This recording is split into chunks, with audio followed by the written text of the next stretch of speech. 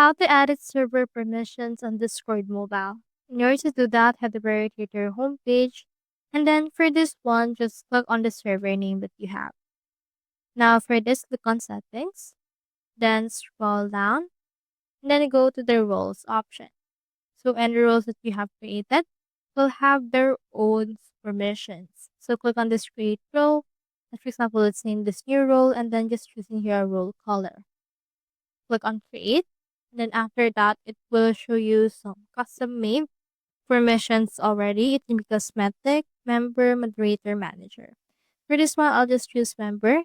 You can head over and click on select right here. Don't worry because you can edit it out later as well. Now finish adding member to that. And if you want to edit it, click on it again.